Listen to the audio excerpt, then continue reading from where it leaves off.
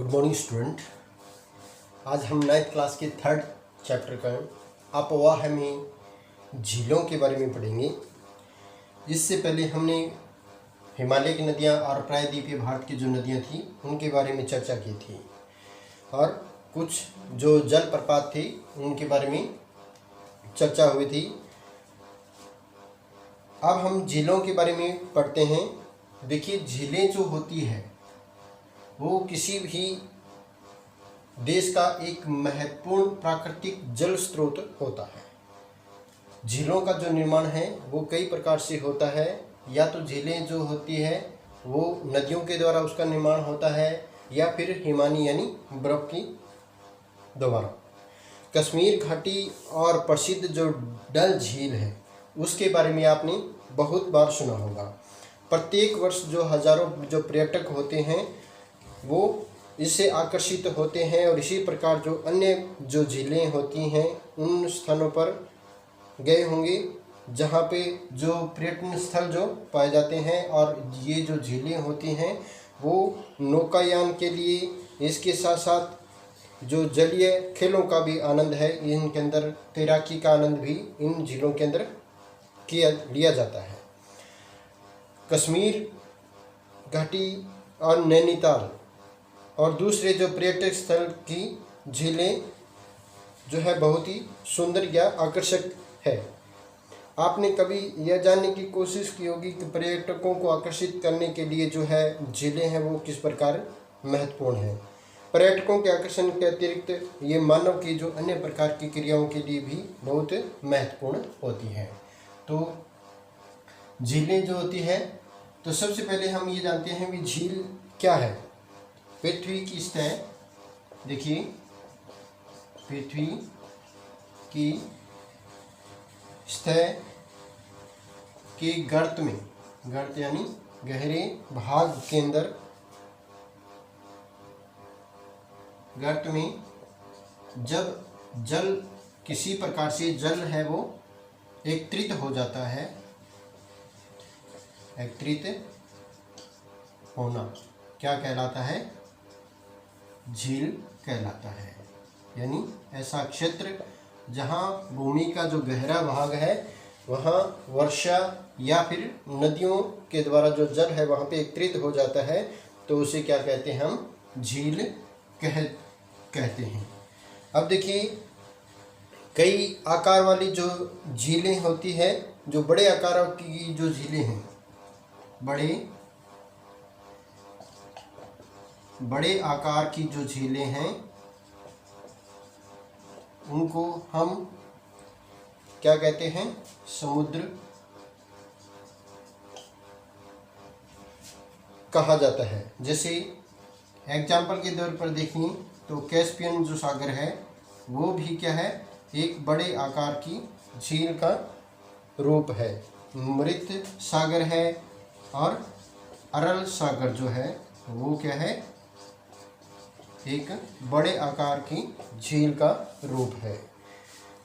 तो इस प्रकार भारत में बहुत सी जो झीलें हैं वो एक दूसरे से आकार या अन्य लक्षणों से क्या है? भिन्न है या अलग प्रकार की है।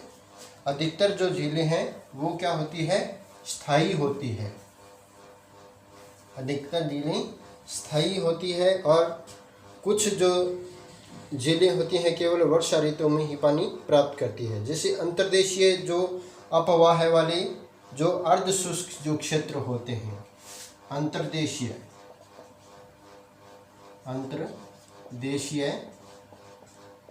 अर्ध शुष्क क्षेत्र, अर्ध शुष्क जो क्षेत्र होते हैं उनमें जो द्रोणी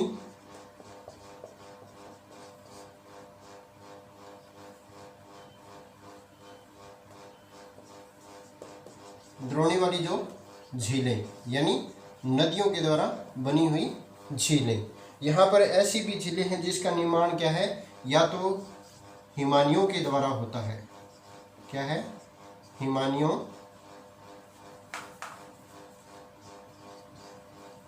का मतलब क्या होता है? जो बर्फ के पहाड़ होते हैं, हिमानियों या फिर बर्फ की जो अंतःक्रिया, बर्फ की क्रियाओं के द्वारा, बर्फ की क्रिया के द्वारा क्या है, इन झीलों का निर्माण होता है। कुछ अन्य झीलों का जो निर्माण है वो क्या है, वायु, नदियों और मानवीय क्रियाओं के कारण होता है। मानवीय क्रियाओं के कारण।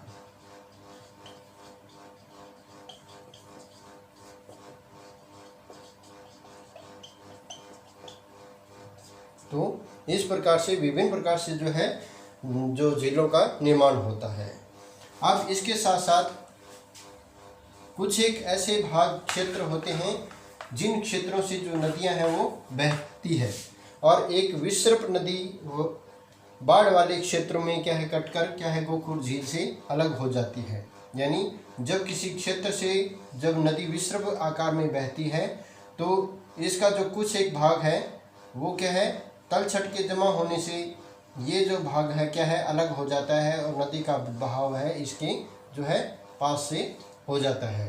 तो ये जो होता है वो क्या है जो गोखुर झील का निर्माण करती है। इसको हम क्या बोलेंगे, गोखुर झील। और ये किसके द्वारा होता है, विसर्प वाली नदियों के कारण। क्या है, सपिट या जो रोधिका होती है तटीय क्षेत्रों, सपिट या जो रोधिका होती है उसमें जो तटीय जो क्षेत्र होते हैं उससे क्या होता है लेगून का निर्माण होता है। लेगून का निर्माण होता है। लेगून क्या होते हैं, वे पुल होते हैं जो वर्षा जिनसे वो गहरे पुल होते हैं जिनसे वर्षा का जो जल होता है वो सतह द्वारा रिस कर क्या है इन क्षेत्रों के अंदर या इस गर्त के अंदर चला जाता है, और इस प्रकार ये लेगून का या फिर लेगून नामक जो है झील का निर्माण करती है।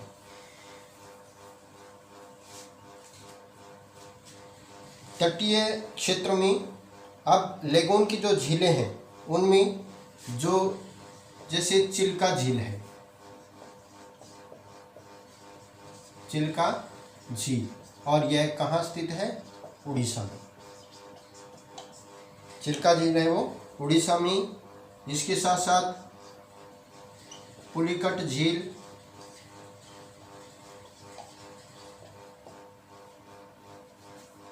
और कोलेरू झील। कोलेरू झील ये जो झीलें हैं वो किस प्रकार की झीलें हैं, लेगून प्रकार की झीलें हैं। क्या है, अंतर्देशीय जो भागों वाली जो झीलें हैं वो कभी कभी क्या होती है, मौसमी होती है। यानी उनका निर्माण क्या है, मौसम यानी जो वर्षा के दौरान ही होता है। उदाहरण के लिए जैसे राजस्थान की जो सांभर झील है, राजस्थान की सांभर झील, सांभर जो झील है वो इसका भी निर्माण क्या है, मौसमी तौर पर होता है, और ये खारे पानी की सबसे बड़ी झील है। खारे पानी की सबसे बड़ी जो है झील है, और इसका जो इससे नमक का जो है वो सबसे ज़्यादा उत्पादन किया जाता है।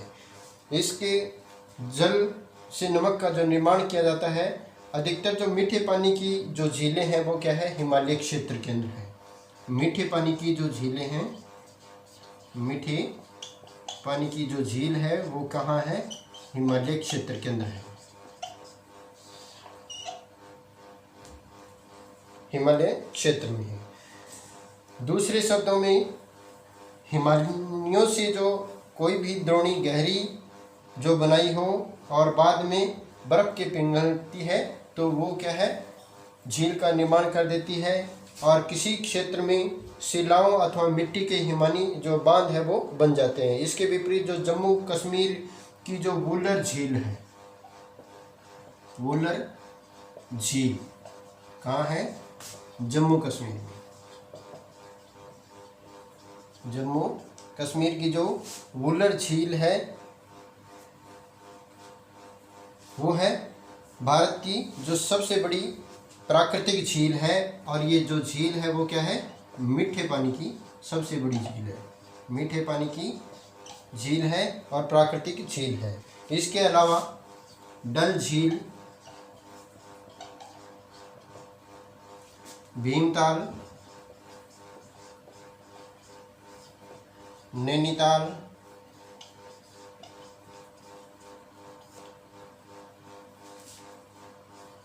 लोकताल और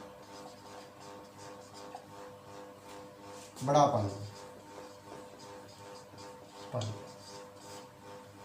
ये कुछ महत्वपूर्ण जो है वो मीठे पानी की झीलें हैं। अब इसके अतिरिक्त जो जल विद्युत है, जल विद्युत उत्पादन के लिए भी जो नदियों पर बांध बनाए जाते हैं, नदियाँ बांध जो बनाए जाते हैं, इनसे भी क्या है विभिन्न प्रकार की जो है झीलों का निर्माण होता है। और इन झीलों को क्या बोलते हैं, मानव निर्मित झील बोला जाता है, मानव निर्मित झील। कुछ झीलें जो होती है वो प्राकृतिक होती है और कुछ मानव निर्मित होती है। जैसे गुरु गोविंद सागर, गुरु गोविंद सागर जो झील है, जिसे दूसरा नाम क्या दिया गया है, भाखड़ा नांगल परियोजना, भाखड़ा नांगल परियोजना। भाखड़ा नांगल जो है वो है एक कृत्रिम झील है। इसके अलावा झील जो है वो मानव के लिए क्या है, अत्यधिक महत्वपूर्ण है और जो झीलें हैं नदी के बहाव के सरल रूप से सहायक होती है। अत्यधिक वर्षा के समय जब बाढ़ के पानी को भी इन झीलों के द्वारा रोका जाता है। और झीलों का जो प्रयोग है वो किसके लिए होता है, जल विद्युत के उत्पादन के लिए होता है, जल विद्युत के उत्पादन के लिए भी इसका जो है प्रयोग होता है। इसके साथ साथ ये आसपास के जो क्षेत्र है उसकी जलवायु को भी सामान्य रखती है और जलीय परिवर्तन को भी ये संतुलित करती है। झीलों को प्राकृतिक जो सुंदरता और कौन बढ़ाता है, पर्यटन के द्वारा जो झीलों की है प्राकृतिक सुंदरता वो है बढ़ती है और एक मनोरंजन प्रदान करती है।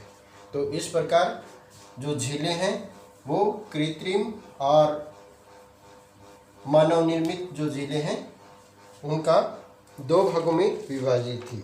कुछ मानव निर्मित जो झीलें हैं उनके बारे में पढ़ेंगे। मानव निर्मित, कुछ मानव निर्मित जो झील है वो कौन कौन सी है, जैसे गोविंद सागर जिसे हम भाखड़ा नांगल परियोजना भी कहते हैं। इसके साथ साथ निजाम सागर ये भी क्या है, एक कृत्रिम झील या मानव निर्मित झील भी कहते हैं। नागार्जुन सागर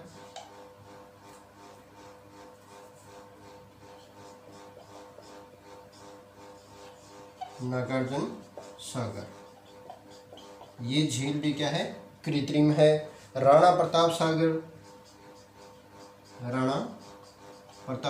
सागर और हीराकुंड ये क्या है, कृत्रिम झीलें या मानव निर्मित झील है। इसके अलावा जो वुलर झील थी, बारापानी थी, सांबर थी, डल झील है, भीमताल, लोकताल, चिल्का और पुलिकट जो झील है वो क्या है, प्राकृतिक झीलें हैं। अब नदियों की जो अर्थव्यवस्था है का जो महत्व है वो किस प्रकार है। नदियों का महत्व किसमें, अर्थव्यवस्था में।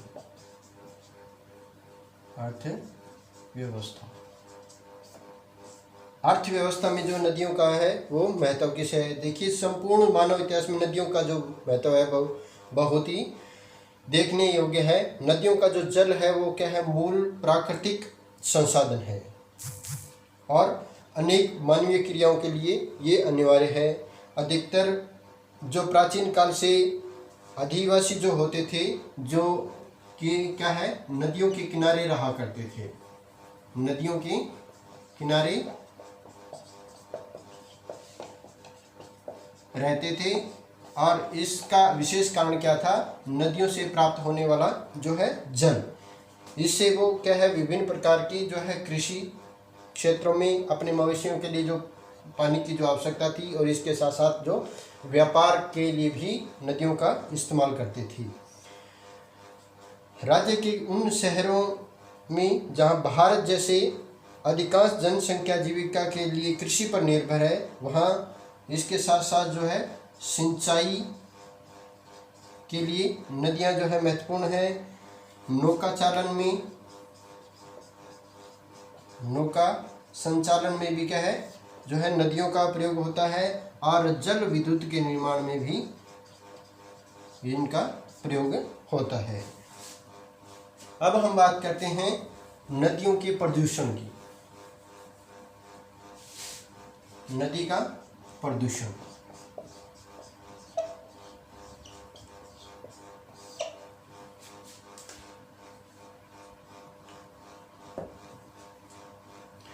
नदी प्रदूषण में नदी जल की जो घरेलू आवश्यकताओं को पूरी करती है। घरेलू जो आवश्यकताएं होती है उनको, अधिकतर जो घरेलू आवश्यकताओं की पूर्ति करती है। औद्योगिक और कृषि क्षेत्र की मांग बढ़ने के कारण क्या है उसकी गुणवत्ता भी प्रभावित हुई है। इसके साथ साथ नदियों का जो अधिक जो जल है वो निकासी हो जाता है, और इसका जो नदी का जो आयतन है वो क्या हो जाता है, घट जाता है। आयतन यानी इसके नदी जो जल है उसकी क्षमता है वो क्या हो जाती है, कम हो जाती है। और दूसरी ओर उद्योगों का जो प्रदूषित जो जल होता है वो अपरिष्कृत या अशुद्ध जो पदार्थ होते हैं वो क्या है नदियों में बहा दिए जाते हैं, और नदियों का जो जल है वो क्या है प्रदूषित हो जाता है। उदाहरण के तौर पर देखें तो समुचित जल प्रवाह में जैसे गंगा का जल है वो लगभग 20 किलोमीटर के क्षेत्र में बड़े शहरों की गंदगी के कारण क्या है गंदा हो जाता है, और अनेक नदियों में प्रदूषण का जो स्तर है वो लगातार क्या है बढ़ता जा रहा है। नदियों में बढ़ते प्रदूषण से जो स्वच्छ पानी है उसमें कमी आई है, और नदी के प्रदूषित जल से हमारा जो है स्वास्थ्य है वो बुरी तरह प्रभावित होता है। अब जल जो है वो क्या है, जल के बिना कल नहीं, इसलिए जो बिना जो जल है वो स्वच्छ मानव जो जीवन है वो नहीं अपना सकता। अब जो राष्ट्रीय नदी संरक्षण जो योजना थी, राष्ट्रीय नदी संरक्षण जो योजना 1995 के अंदर बनाई गई थी, क्या है NRCP यानी नेशनल रिवर कंजर्वेशन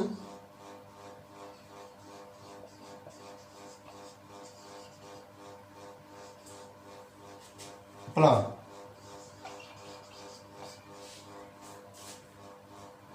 कंजर्वेशन जो प्लान था यानी राष्ट्रीय नदी संरक्षण जो योजना है वो कब लागू हुई थी, 1985 के अंदर, और इसमें 31 मार्च 2000 को इसको बंद कर दिया गया था। 31 मार्च 2000 को बंद हो गया था। इसके बाद में जो विभिन्न प्रकार की जो है योजनाएं भी चली थी, और गंगा कार्य का जो चरण था, जो गंगा को शुद्ध करने का राष्ट्रीय नदी संरक्षण योजना के तहत इसका किया गया था। और ये विस्तृत नदी परियोजना में जो कितने राज्यों में हुई थी, 16 राज्यों के अंदर चलाई गई थी। 16 राज्यों में चलाई गई थी, और 27 नदियों के किनारे बसी 27 नदियों के किनारे बसी 157 शहरों को 157 शहर थे उनको प्रदूषण जो है कम करने के लिए किया गया था। और ये जो योजना है 57 जिलों में प्रदूषण को कम करने के लिए किया जा रहा है, और कुल जो है 215 योजनाएं, कुल 215 जो है योजनाएं वो क्या है अब तक चलाई गई है। और इन योजनाओं में जो 69 जो योजनाएं हैं यानी 69 जो परियोजनाएं हैं वो अब इनका कार्य है पूरा हो चुका है। इसके अंतर्गत जो लाखों लीटर प्रदूषित जल को रोककर उसकी दिशा में परिवर्तन किया गया है और उनको परिष्कृत यानी शुद्ध करना। परिष्कृत क्या होता है? परिष्करण होता है। इन नदियों के जल को क्या है शुद्ध किया जाना सो है इन परियोजनाओं का प्रमुख जो है उद्देश्य है। तो ये था हमारा जो झीलें और इसके साथ नदियों का जो महत्व था और नदी जो परियोजनाएं थी, जो कई प्रकार की योजनाएं जो नदियों के प्रदूषण को कम करने के लिए चलाई गई थी। Thank you very much.